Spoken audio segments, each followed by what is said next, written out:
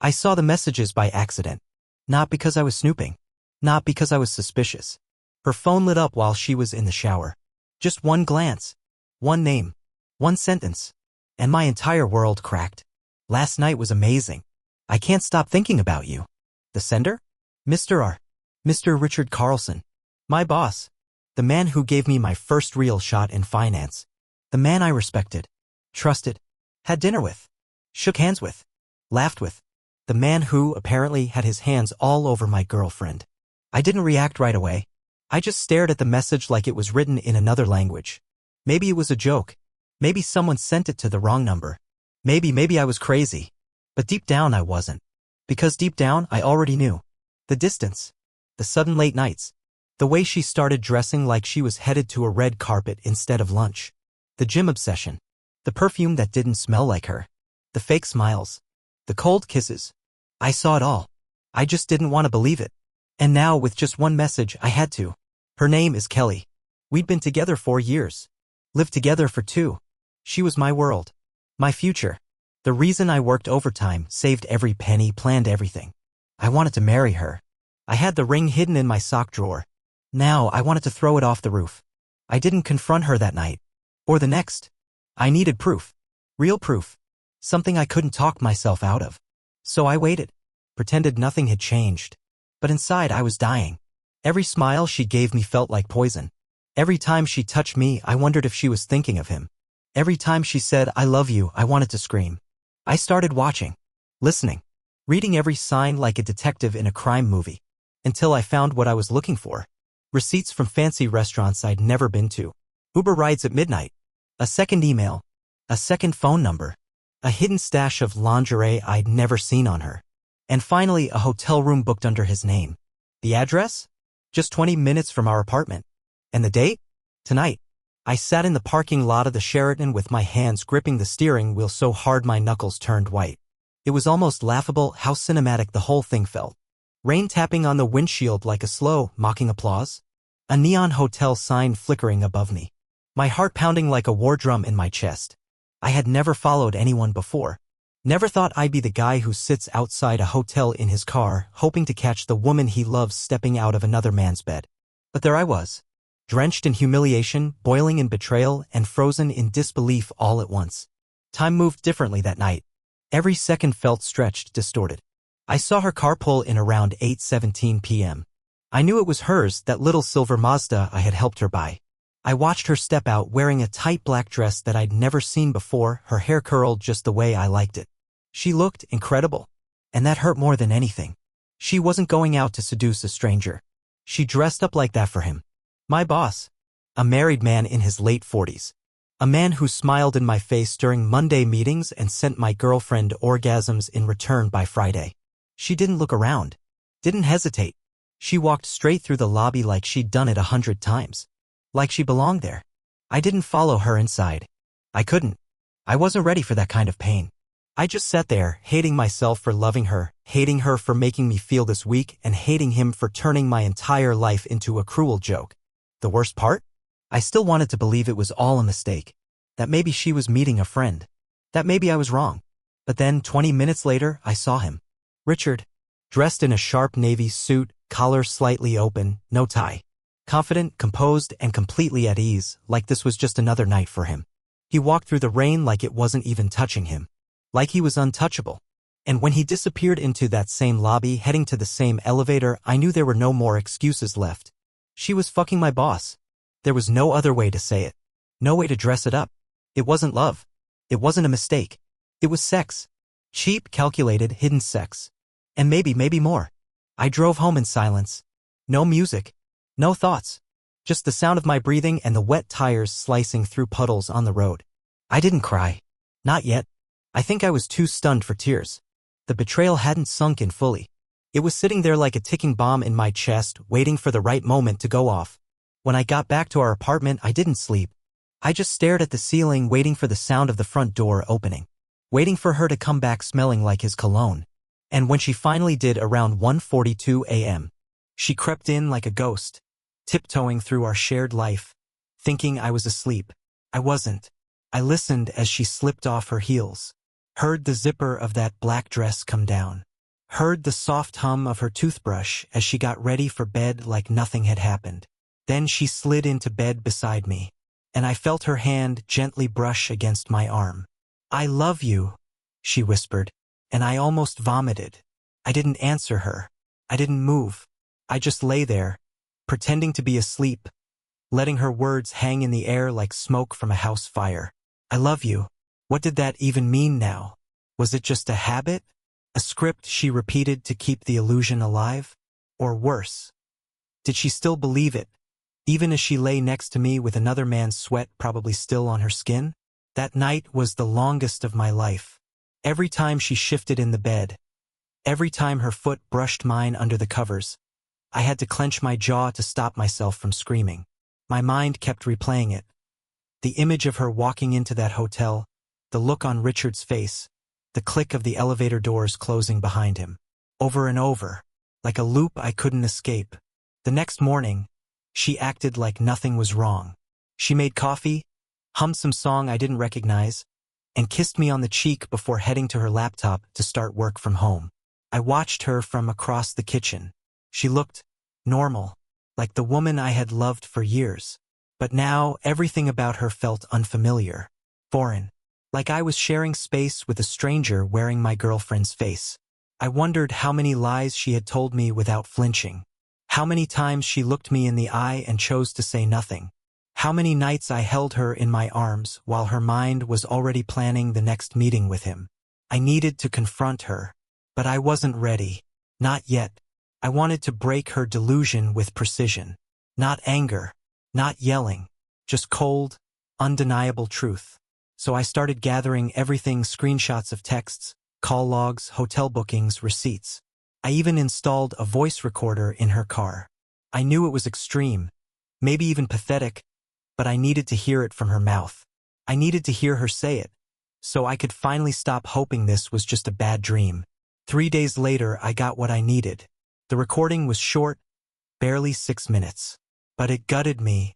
She was on the phone with him, giggling like a teenager, talking about next time, and how she couldn't believe I was still clueless. Then she said something I'll never forget. "He thinks I'm working extra hours to help with rent. If only he knew his precious overtime is paying for our weekends." That broke me. She was using my sacrifices, my extra hours, to fund her affair with my boss. The betrayal wasn't just emotional. It was practical. It was cruel. She had calculated it, budgeted it, lived in it, all while smiling at me across the dinner table and thanking me for being such a provider. I didn't cry, not even then. I think the pain was too deep for tears. It was the kind of hurt that turns you into stone. I just sat there, playing the recording again and again, each time feeling something inside me rot and die. That night, I made my plan. I wouldn't scream. I wouldn't break anything. I wouldn't even raise my voice. I would end this the same way it started. Quietly. Saturday evening.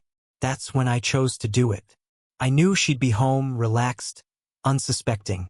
No work distractions, no excuses to run off. Just the two of us. I set everything up with almost surgical calm. Printed the messages. Labeled the receipts. Cued the audio file. I placed it all neatly on the dining table, where we used to eat together, laugh, talk about our future. That table had held so many dreams. Tonight it would hold the truth, and maybe the end of everything. She came home with takeout. Thai food, our favorite. She even brought my favorite beer, like it was just another ordinary night. That's what made it worse. She was so comfortable in the lie, so deep in it, that she didn't even flinch anymore. She kissed me on the cheek, told me she missed me during the day. Her smile didn't waver. Her hands didn't shake. She had no idea the next hour would shatter her perfect little double life. I waited until after dinner. I let her sit on the couch, scrolling through her phone, legs curled under her like a cat. Then I stood in front of her and simply said, "We need to talk." Her eyes flicked up, mildly concerned, but not alarmed. I handed her the folder without a word. She opened it, casual at first. Then her face started to change. Slowly, like watching a photograph burn. Her eyes scanned the texts, the receipts, the screenshots. She looked up at me once, then back down, flipping the pages with trembling fingers. And finally, I hit play on the recording.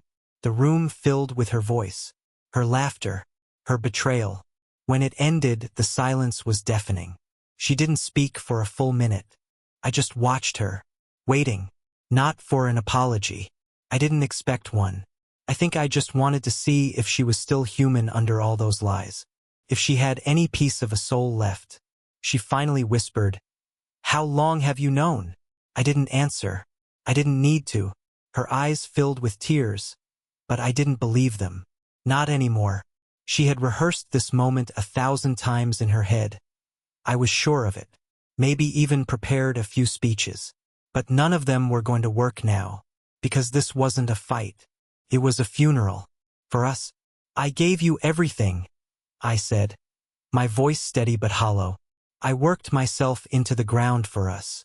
I loved you in ways I didn't know I was capable of. And you?" I paused, swallowing the lump in my throat. "You sold that for cheap hotel rooms and stolen hours with a married man." She started to speak. Some kind of excuse, or maybe a plea. But I raised my hand and cut her off. "I'm not here for answers. I already have them. I'm here to tell you it's over." Her face crumpled. The mask fell. And for a second, I saw the real her, the scared, desperate version. But it was too late. Way too late. She followed me into the bedroom as I packed a small duffel bag. I wasn't planning to stay. Not another night in that bed. Not another morning pretending everything was okay. Her voice trembled as she tried to talk. First quiet, then louder, pleading, bargaining, trying to explain. She said it wasn't serious, that it just happened, that she didn't mean to fall into it. The usual phrases. Clichés ripped straight from the mouths of cheaters in movies. I almost laughed. Didn't mean to? What part? The lies? The hotel reservations? The sex with a man who signed my paychecks? She tried to reach for me, her hand grazing my shoulder, and I stepped back like she was fire, because to me she was. Everything she touched now felt tainted, burned. I told her I'd be staying with a friend for a while, and that when I came back, I expected her to be gone. No negotiation, no discussion. Her things, her lies, her guilt. All of it out of my life. She started crying harder then, real sobs, and a small, cruel part of me felt satisfied. Not because I enjoyed her pain, but because I had suffered in silence for weeks, and finally she was feeling just a sliver of what she had put me through. As I turned to leave, she said something that stopped me cold. "He meant nothing, you know? I needed to feel seen." That sentence broke something inside me, because we both knew it was a lie. He didn't mean nothing. He meant power, excitement, escape. He meant something I wasn't. She didn't just want to feel seen. She wanted to feel wanted by someone who wasn't bound by the weight of commitment or real love. She wanted the thrill without the cost. But the irony was, the cost was everything. I walked out the door and didn't look back. My phone buzzed with her messages all night. Apologies, promises, desperation typed out in long, messy paragraphs. I read them. I didn't respond. Not because I wanted to punish her, but because there was nothing left to say. The words she wanted to hear no longer existed in me. The man she betrayed? He was gone. I had buried him the moment I pressed play on that recording. I crashed on my friend Daniel's couch. He didn't ask many questions. Just handed me a beer and said, "Say the word if we're burning her shit." That made me laugh for the first time in weeks. It was dark, yeah, but it was exactly what I needed. No pity, no advice. Just quiet understanding and the promise of destruction, if needed. I didn't take him up on it, of course. But it felt good to know I wasn't completely alone in this mess. The next few days were a blur. Work was unbearable. Richard acted like nothing had happened, cool, collected, even offered me a raise during a one-on-one. I stared at him across the desk and wondered how many other guys like me had sat there, clueless, while he screwed their lives behind the scenes. I didn't take the raise. I didn't even answer. I just stood up and walked out of his office. I was done playing the quiet victim. Quitting was the easiest part. I walked into HR, handed them my resignation letter, and didn't even wait for the usual corporate bullshit. No exit interviews, no farewells, no awkward goodbyes in the break room. I cleaned out my desk in 15 silent minutes. I left behind the framed photo of Kelly and me at last year's holiday party. I didn't want it anymore. That picture used to mean something. Now it just felt like a snapshot of a lie. I could almost hear Richard's voice in my head, praising me for my loyalty and long hours. What a joke. I gave that man everything, my time, my loyalty, my talent, and he repaid me by screwing the one person who was supposed to be mine. It wasn't just betrayal. It was humiliation. Public, personal, professional. All wrapped in one disgusting package. I didn't tell Kelly I'd quit. Let her find out when she tried to text me during lunch and my company phone didn't connect. Let her panic when Richard mentioned it in some offhand way, maybe even lie to cover it up. I was done explaining myself to people who didn't deserve it. I wasn't her safety net anymore. I wasn't his employee. I wasn't anyone's fool. I spent the next few days in a haze of boxes and change of address forms. I moved into a small one-bedroom sublet with peeling paint and creaky floors, but it was mine. No shared closet. No fake laughter over morning coffee. Just silence and space and the strange calm that comes after a storm rips everything away. Of course, she kept texting. She even came to Daniel's place once, banging on the door until I told him to let her in just to shut her up. She stood there, makeup smeared, eyes red, holding some old hoodie of mine like it was sacred. I didn't say much. I didn't have to. She begged, said she was lost, that she didn't know why she did it. Said she missed me. Said she'd end it with him, already had, actually, the moment you found out, as if that erased everything. I let her talk. Let her cry. Let her beg. Then I asked her one question. Why him? She froze. Blinked. And then, and I'll never forget this, she said, because he made me feel powerful. Powerful. Not loved. Not safe. Not even happy. Just powerful. That's when I realized it had never been about me. Or even him. It was about her. Her ego.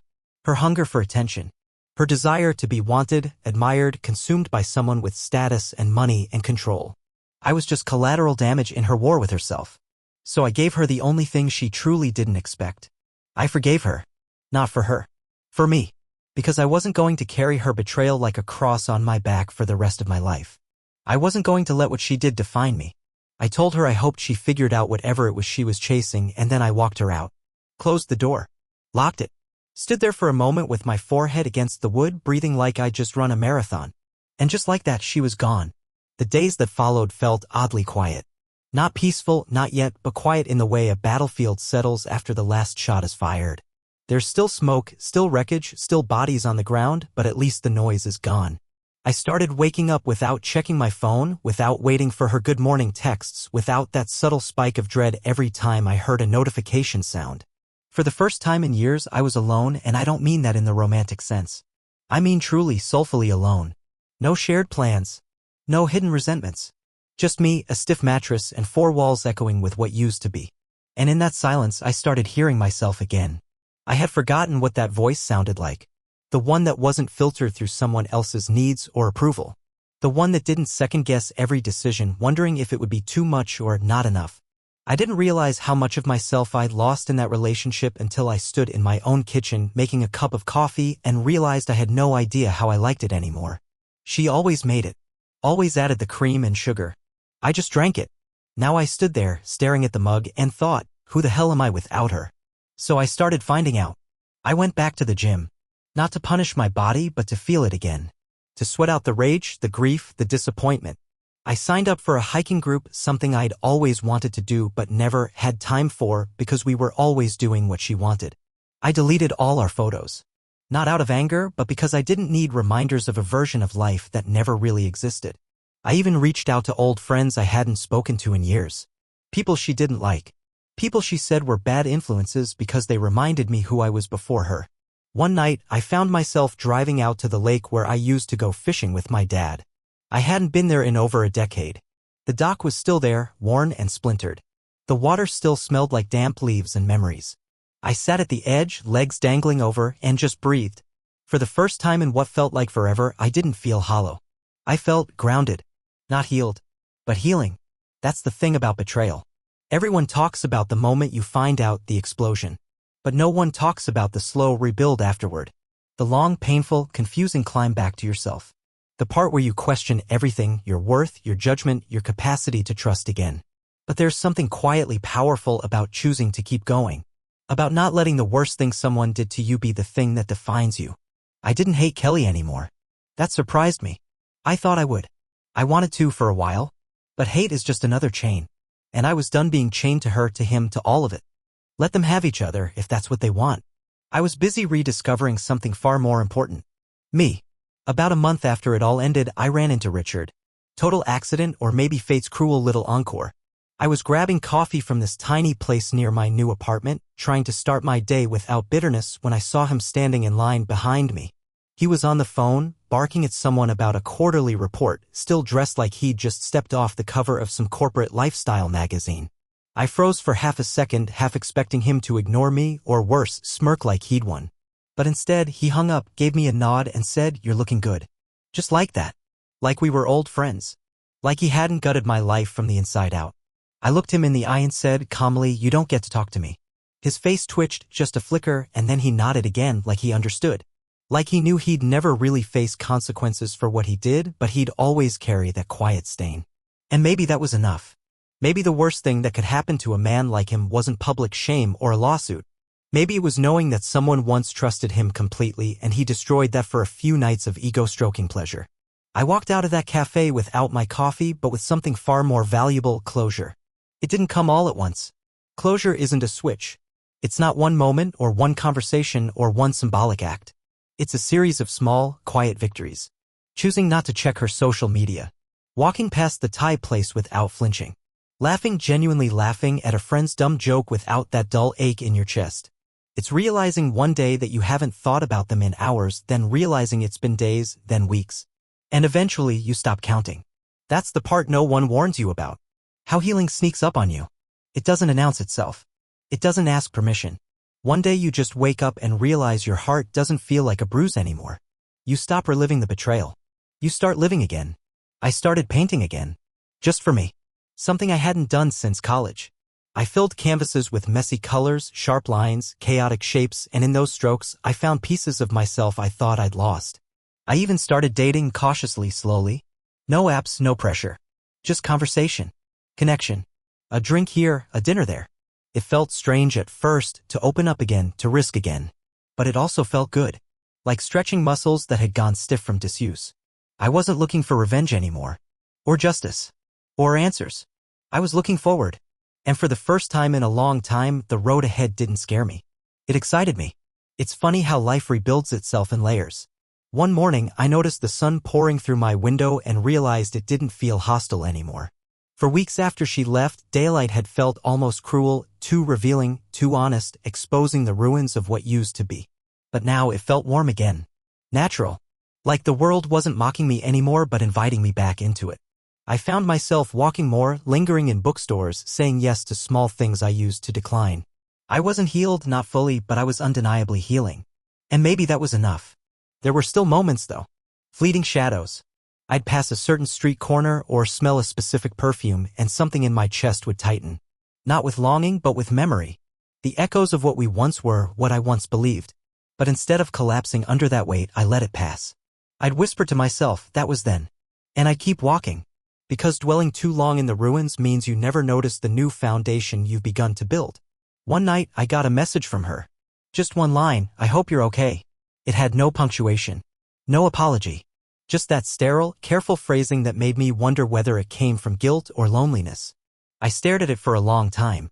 I thought about replying. Thought about giving her closure. Telling her I forgave her. Telling her how far I'd come. But then I realized I didn't owe her that. My peace didn't need to be witnessed. My progress didn't need to be stamped with her approval. So I archived the message. Didn't block her. Didn't delete it. Just let it exist quietly in a place I no longer needed to visit. People always talk about heartbreak like it's a singular event, one big explosion that shatters everything. But it's more like erosion. Slow. Relentless. Eating away at your foundation until one day you wake up and don't recognize where you're standing. But here's the thing, erosion clears space too. Makes room for something new. Something stronger. Something rooted in truth instead of illusion. I began to see love differently. Not as a prize or a promise or a fairy tale. But as a partnership. A mirror. A test of patience, yes, but also of self-respect. I realized I didn't want someone to complete me. I wanted someone to meet me whole, flawed, evolving. And I knew now, painfully and clearly, what I would never tolerate again. Secrets. Manipulation. The kind of selfishness that wears the mask of affection. I thought betrayal would make me bitter. I expected it to turn me into someone guarded, cold, cynical. But strangely, it did the opposite. It broke me open. Stripped me down. Forced me to rebuild not just my life, but my values. My boundaries. My understanding of love. It didn't destroy my capacity for trust, it sharpened it. Made it intentional. Conscious. And in that slow, quiet transformation, I discovered something I hadn't felt in years. Hope. Now, months later, I look at my life and barely recognize the man I used to be. Not because I've become someone else, but because I've returned to someone I had long abandoned. A version of myself that had dreams not defined by someone else's validation. A man who knew how to be alone without being lonely. Who could sit in silence without filling it with distractions or desperate attempts to be needed. I don't think I would have found him again if she hadn't betrayed me. That's the cruel gift of it. The pain cracked me open, but the light that poured in was mine all along. Sometimes I catch myself smiling at nothing. A thought. A moment. The feel of my own breath. And it's not because everything is perfect, it's far from it. But it's real. I don't pretend anymore. I don't compromise what matters just to avoid conflict or keep someone beside me.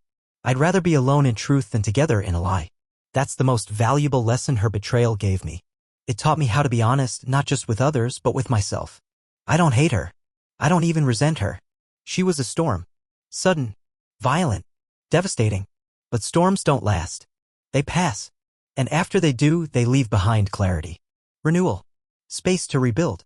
I hope she finds whatever she was searching for in him or in herself. I hope Richard eventually sees beyond the reflection of his own ego. But that's not my concern anymore. Their choices are their own burdens to carry. Mine is only to move forward. And I am. Every day I move a little more into the life I deserve. I keep painting. I go on walks without destinations. I drink my coffee black now. Turns out I actually like it that way. I surround myself with people who speak the truth even when it's uncomfortable. I laugh louder. Sleep better. Trust slower. Love smarter.